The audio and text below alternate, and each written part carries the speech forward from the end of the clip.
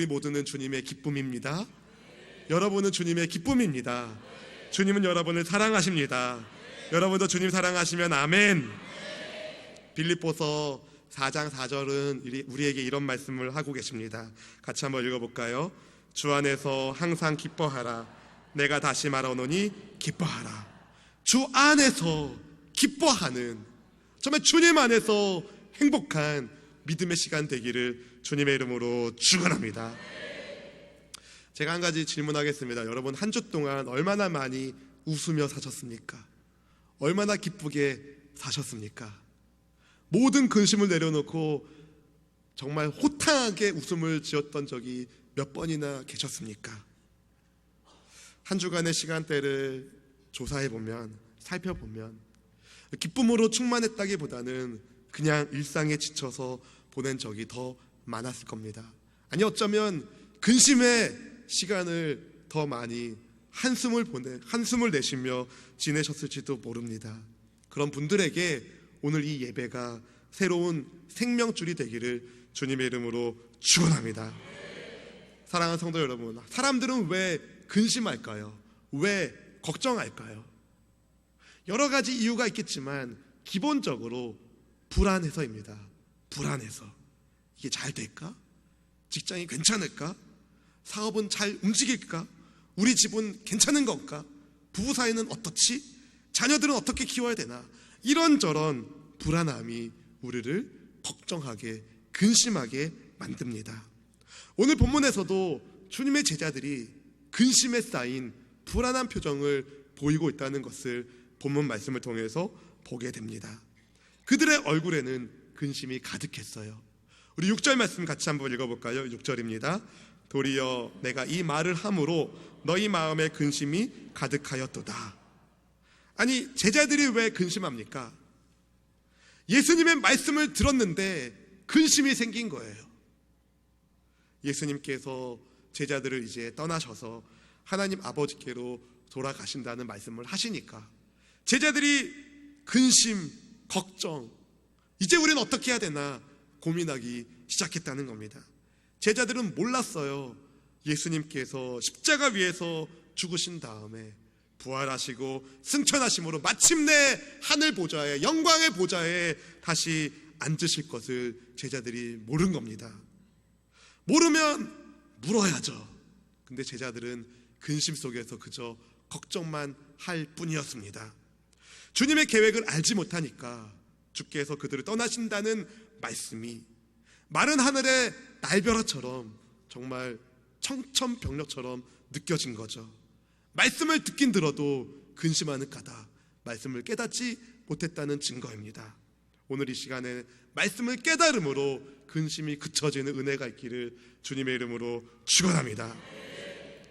불안하고 근심하고 있는 제자들에게 예수님께서는 자신이 떠나가는 것이 제자들에게 유익이라고 본문 7절에서 말씀하고 계십니다. 우리 7절 말씀을 같이 한번 읽어보겠습니다. 그러나 내가 너희에게 실상을 말하노니 내가 떠나가는 것이 너희에게 유익이라. 내가 떠나가지 아니하면 보혜사가 너희에게로 오시지 아니할 것이요 가면 내가 그를 너희에게 보내리니. 아멘. 예수님이 떠나시는 것이 유익이라고 보혜사 성령님이 오실 거라는 말씀을 하십니다. 근심하고 있는 제자들에게 성령님이 오실 테니 근심하지 말라는 말씀을 하시는 거예요. 왜 보혜사 성령님이 오시는 것이 제자들에게 유익이 될까요? 성령께서 근심을 딱 그치게 만들어 주시기 때문입니다. 요한복음 14장 16절 17절은 이렇게 말합니다. 같이 읽어보겠습니다. 내가 아버지께 구하겠으니 그가 또 다른 보혜사를 너희에게 주사 영원토록 너희와 함께 있게 하리니 그는 진리의 영이라. 세상은 능히 그를 받지 못하나니 이는 그를 보지도 못하고 알지도 못함이라. 그러나 너희는 그를 아나니 그는 너희와 함께 거하심이요 또 너희 속에 계시겠음이라. 아멘. 진리의 성령님께서 오셔서 떠나지 않으시고 영원토록 제자들과 함께 하시겠다고, 그들 속에 거하시겠다는 말씀을 주신 거예요. 보혜사 성령님을 통해서 예수님과 영적인 교제를 더 가까이 할 수 있으니까 성령님을 보내주시겠으니 성령님으로 충만해져서 모든 근심을 물리치라는 말씀을 주께서 하신 겁니다. 도대체 성령께서 무엇 하시기에 우리는 근심을 멈출 수가 있을까요? 첫째로 성령님은 세상을 책망하십니다. 성령님께서 하시는 첫 번째 일은 세상을 책망하시는 겁니다. 본문 8절 말씀을 우리 다 함께 같이 한 목소리로 읽어보겠습니다. 그가 와서 죄에 대하여 의에 대하여 심판에 대하여 세상을 책망하리라. 예수님은 성령님께서 죄에 대해서 의에 대해서 심판에 대해서 세상을 책망하실 것이라는 말씀을 하셨어요. 먼저 죄에 대해서 성령님께서 세상을 책망하시는데 9절 말씀을 이렇게 말하죠. 죄에 대하여라 함은 그들이 나를 믿지 아니함이요. 보통 성경에서 죄는요 복수로 쓸 때가 있고 단수로 쓸 때가 있습니다. 복수는 죄의 행동들을 의미하고요, 단수로 쓰이는 경우는 죄의 본질을 말해주고 있어요. 여기서 죄는 단수로 쓰이면서 죄의 본질을 말해줍니다. 죄의 본질이란 예수님을 믿지 않는 것이라는 거죠. 헬라어에서 죄는요 관역을 벗어났다라는 의미를 가지고 있어요. 활을 쏘았는데 관역에 벗어나는 것, 그걸 가리켜 죄라고 말하는데요. 왜 활을 쏘았는데 벗어납니까? 관역이 발이 달려가지고 움직여서입니까? 아니면 화살이 이상해서 막 요리조리 헤매가지고 그렇습니까? 둘 다 아닙니다. 조준을 잘못해서입니다. 조준을 잘못하니 관역에 안 맞는 거예요. 예수님께 초점을 맞추지 않는 것, 예수님을 믿지 않는 것, 그것을 가리켜 성경은 죄라고 말하는 겁니다. 이 죄를 성령께서 책망하신다는 겁니다. 둘째로 성령님은 의에 대하여 책망하신다고 말씀하십니다. 우리 10절 말씀을 읽어볼까요? 의에 대하여라 함은 내가 아버지께로 가니 너희가 다시 나를 보지 못함이요. 아니, 의에 대한 성령님의 책망과 예수님께로 아버지께로 가시는 것이 무슨 상관이 있습니까? 쉽게 이해가 되지 않으시죠? 여기엔 아주 중요한 의미가 담겨 있어요. 일반적으로 세상 사람들은 의라는 것을 사회 도덕적 규범을 잘 지키는 것, 법을 잘 지키는 것, 규범을 잘 지키는 것을 의라고 생각합니다.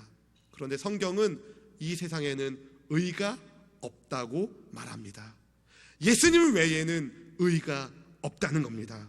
다 죄 아래 있다는 겁니다. 그런데 이 참된 의이신 예수님을 세상이 십자가에 못 박은 거예요. 그렇게 예수님을 죽게 합니다. 근데 그게 끝이 아니죠. 죽으신 주님이 부활하셨고, 부활하신 주님을 통하여 하나님께서는 예수님의 의를 증명해 주셨습니다. 그리고 부활의 주께서 하늘에 승천하심으로 이 세상에는 의가 없어진 거예요. 따라서 성령님이 오시면 이 세상에 의 없음을 책망하시겠다는 겁니다. 셋째로 성령님께서는 심판에 대해서 세상을 책망하십니다. 우리 11절 말씀을 같이 한번 읽어보겠습니다. 11절입니다. 심판에 대하여라 함은 이 세상 임금이 심판을 받았습니다. 아멘. 심판은 두려운 개념이에요. 별로 다루고 싶지 않은, 외면하고 싶은 개념이기도 합니다. 그래서 세상 사람들은 마치 심판이 없는 것처럼, 그렇게 이 땅에서의 삶이 전부인 것처럼 살아갑니다. 하지만 성경은 말합니다. 히브리서 9장 27절이 말합니다. 한 번 죽는 것은 사람에게 정하신 것이요 그 후에는 무엇이 있습니까? 심판이 있으리니. 사랑하는 성도 여러분, 어떤 사람도 하나님의 심판을 벗어날 수 없습니다. 피할 수 없습니다. 시편 139편 12절에서 시인은 이렇게 고백합니다. 읽어보겠습니다. 주에게서는 흑암이 숨기지 못하며 밤이 낮과 같이 비추이나니 주에게는 흑암과 빛이 같음이니이다. 아멘. 심판의 때에 주 앞에서 우리의 모든 것들이 낱낱이 드러나게 될 것입니다.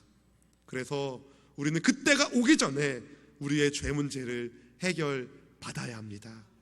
바로 예수님을 믿음으로, 우리 예수님을 믿음으로 십자가 구주의 보혈의 피로 우리의 죄 씻김을 받아야 하는 겁니다. 사랑하는 성도 여러분, 예수님께서 십자가에서 죽으신 것은 어떤 사람들의 말처럼 예수님께서 심판을 받은 것이 아니라 오히려 세상 임금인 마귀 사탄을 예수께서 심판하시는 것이었습니다. 그것을 히브리서 2장 14절이 이렇게 말해주고 있는데요, 한번 읽어보겠습니다. 자녀들은 혈과 육에 속하였음에 그도 또한 같은 모양으로 혈과 육을 함께 지니심은 죽음을 통하여 죽음의 세력을 잡은 자 곧 마귀를 멸하시며. 할렐루야, 할렐루야. 마귀를 멸하신 예수 그리스도, 우리 주님을 찬양합니다. 이 세상 임금은요 심판받았어요. 그래서 예수님을 믿는 성도들은 사탄을 두려워할 이유가 전혀 없습니다. 근데 이 세상은 이것을 알지 못하고 여전히 악한 마귀 사탄을 자기 임금으로 섬기고 있는 거예요. 이걸 성령님께서 책망하신다는 겁니다. 그런데 사실 이곳에 계신 우리 모든 성도님들은, 저를 포함해서 모든 분들은 다 보혜사 성령님의 책망함을 받은 사람들이에요. 주께서 책망하셔서 내가 얼마나 하나님 앞에서 큰 죄인인지를 깨닫게 하셨고, 예수님만이 나의 의 되심은 깨닫게 해 주셨고, 세상의 어떤 의가 아니라 오직 예수 그리스도를 통한 그 의로 내가 거룩하게 된다는 것을 알게 해 주셨기 때문에 우리는 다 주님 앞에 회개하여 예수님의 자녀로, 예수님의 형제 자매로, 예수님의 친구로 부름받게 된 것입니다. 그래서 회개가 반드시 예수님의 자녀됨, 하나님의 자녀됨에 있어서 회개가 반드시 있어야 하는 거예요. 사도행전 2장 37절 말씀을 우리 같이 한번 읽어보겠습니다. 시작. 그들이 이 말을 듣고 마음에 찔려 베드로와 다른 사도들에게 물어 이르되 형제들아 우리가 어찌할꼬 하거늘. 성령으로 충만한 주님의 제자들이 예수 그리스도의 십자가 복음을 전달하니 그 말씀을 들은 사람들이 마음에 찔림을 받습니다. 그리고 형제들아 우리가 어찌할꼬 하고 회개하며 예수님을 영접하게 되죠. 이렇게 성령님의 책망을 들었을 때에 회개하는 사람이 복 있는 사람입니다.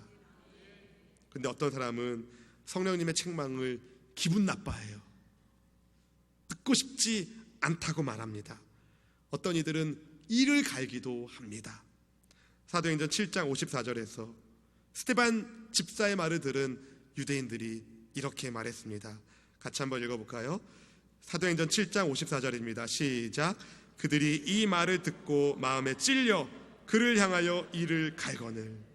마음에 찔렸으면 회개하고 주님께로 돌아와야 되는데 이를 갈았다는 거예요. 두 가지 반응이 있습니다.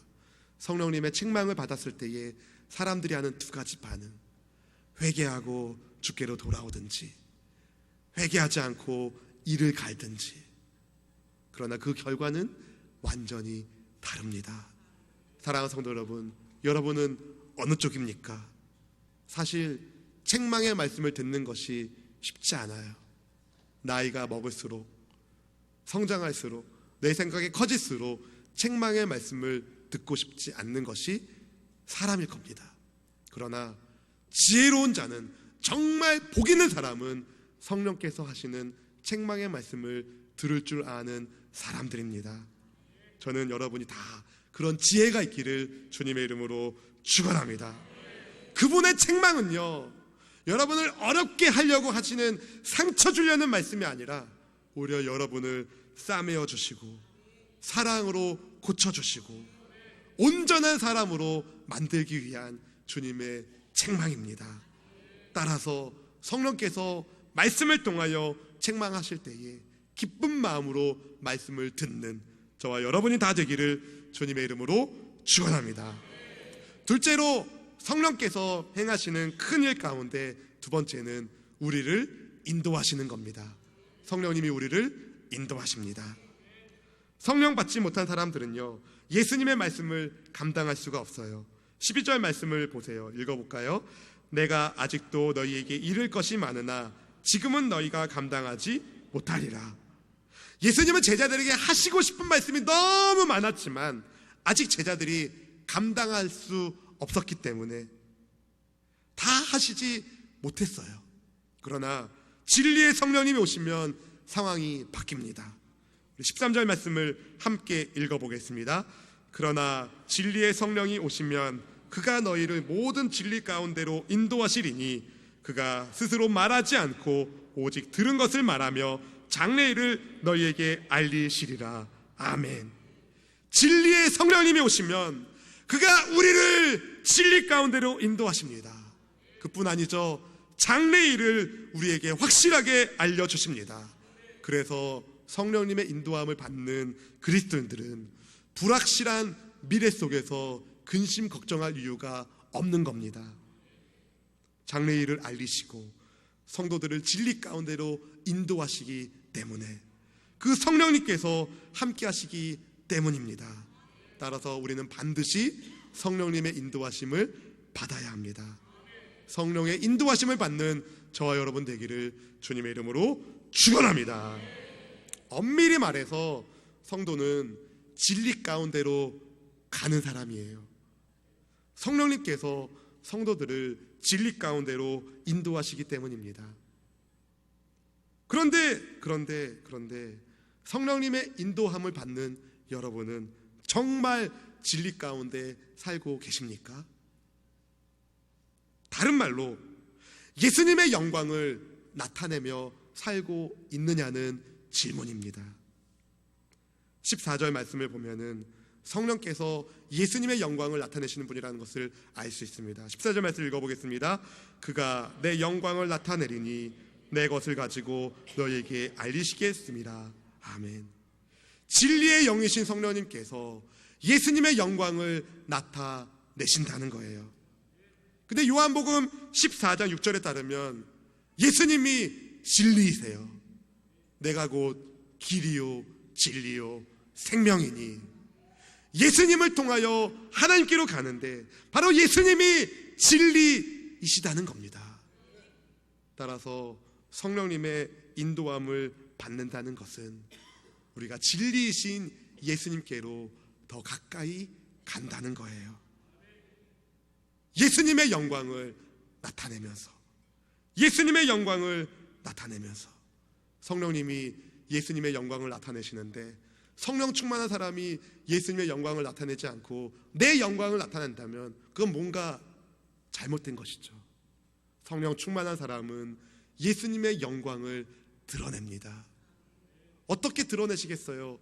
예수님의 영광을.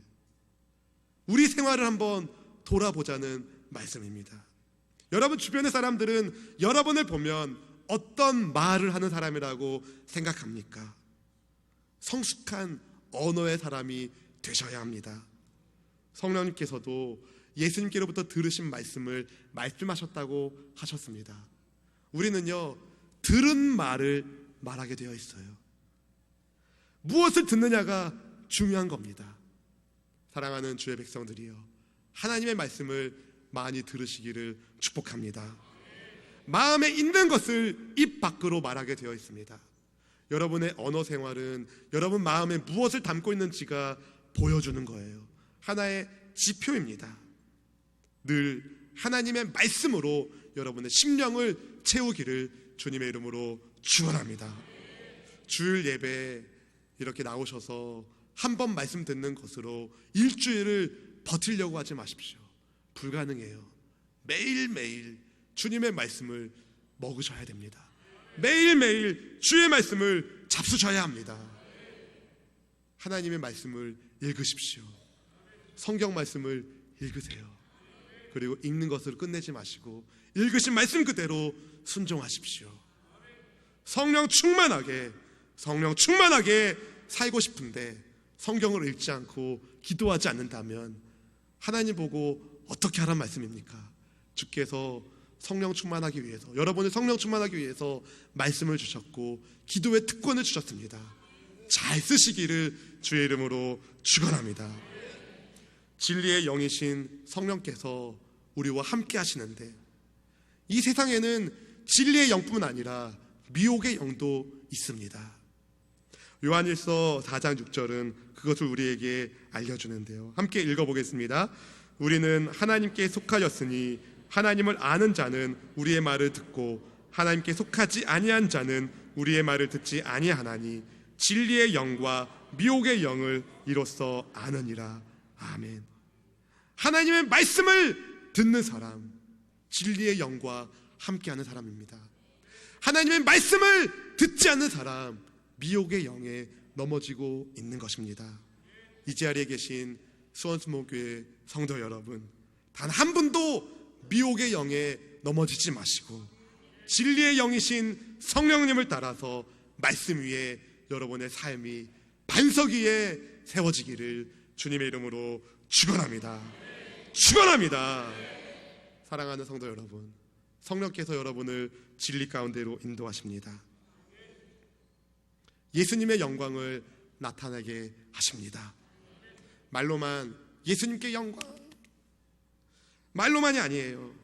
세상의 원리와 가치를 완전히 새롭게 하시는 성령님의 가치를 따라 여러분 실제로 살아야 합니다. 진리의 성령님으로 충만하게 되면은요, 진리 밖에서 살던 내 생활이 완전히 뒤바뀌어지게 돼요. 모든 가치 체계가 새롭게 변화됩니다. 내 마음대로 살던 인생이 주님 뜻대로 사는 인생으로 바뀌게 되고, 기도하며 하나님의 뜻을 구하게 되고, 성경 말씀을 읽고 묵상하며 깨달은 말씀대로 순종하기 시작합니다. 내게 주어진 시간, 내게 주어진 재능, 내게 주어진 물질 등 내게 주어진 모든 리소스들을 주님을 위해서, 이웃을 위해서, 하나님의 나라를 위해서 쓰기 시작합니다. 그리고 주님의 십자가 복음을 증거하는 복음 전도자가 됩니다. 사랑하는 성도 여러분, 성령께서 오시면 우리를 먼저 책망하셔서 우리를 거룩하게 바꾸시고, 그리고 주님께서 인도하심으로, 주께로 우리를 인도하심으로 예수님을 따라가는 제자가 되게 하십니다. 성령 충만한 그리스도인, 진리의 성령으로 충만한 그리스도인, 바로 저와 여러분이 되시기를 주님의 이름으로 축원합니다. 이제 새새벽 축제가 2주 남았습니다. 성령님과 함께 예수님을 믿지 않는 세상을 향하여 불신의 죄를 꾸짖으며 예수님의 십자가 죽음과 부활로 증명된 예수님의 의로우심을 세상 가운데 증거하고, 세상 마귀에 붙잡혀가지고 오늘도 쓰러지고 내일도 쓰러질 저 불쌍한 영혼들을 주님께로 인도하여 내는 성령 충만한 복음의 사람, 십자가 복음의 사람으로 저와 여러분이 세워지기를 주님의 이름으로 축원합니다. 주님이 함께 하십니다. 오직 주의 영광을 위해서 우리 함께 나 주님의 기쁨 되기 원하네 함께 찬양합시다.